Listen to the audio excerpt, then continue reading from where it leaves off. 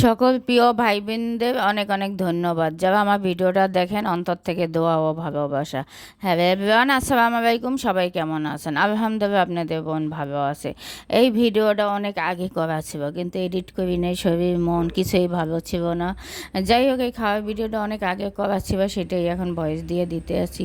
প্রিয় ভাই বোন, যার বাবা নাই সে বুঝে তার বাবা হারানোর কষ্ট। এই জন্য আমি কোনো খাওয়ার ভিডিও টিডিও বানাইতে পারি না। যাই হোক, যেই ভিডিওগুলো করা আছে সেই ভিডিওগুলো আপনাদের কাছে পোস্ট করতে আসছি, কিন্তু আপনারা তো ওরকম লাইক কমেন্ট কেউ কিছু করেন না, একটু শেয়ার করে দেন না। আমাকে একটু বেশি বেশি সাপোর্ট দেন। আমার ড্যাশবোর্ড লাল হয়ে গেছে। আপনাদের কাছে আমার অনেক অনেক অনুরোধ থাকবো, আপনাদের একটা লাইক কমেন্টে আমি একটু আগাই যাব। সবাই একটা স্বপ্ন নিয়ে করে।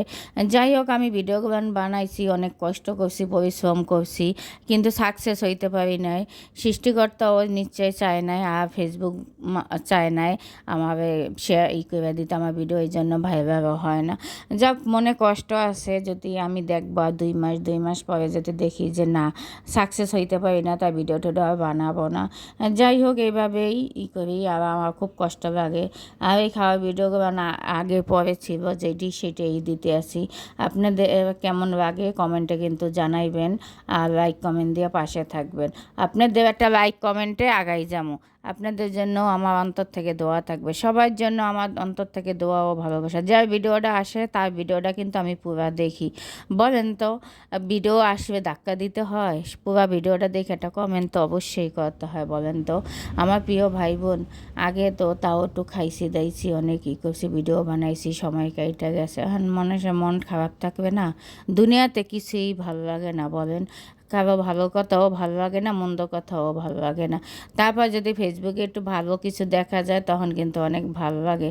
কিন্তু সৃষ্টিকর্তা পারে না আমার ভিডিওগুলো একটু ভাইরাল করে দিতে। আমার কাছে খুবই কষ্ট লাগে, জানেন কত কষ্ট করে ভিডিও বানাই, টাইম টাইম মতন দেই, কিন্তু এক সপ্তাহ দেই নেই। সেটার জন্য তো অনেকই। যাই হোক, এই খাবার মানুষে দিছিল আমাকে, সেই খাবারটা খাইছিলাম, সাথে আম খাইতে আসি।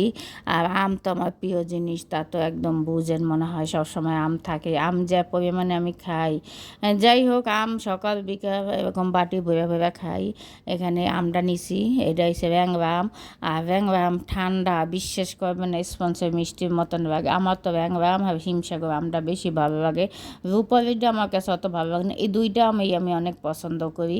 আর এই দুইটা আমি কিন্তু মাশাআল্লাহ আমি অনেক খাই।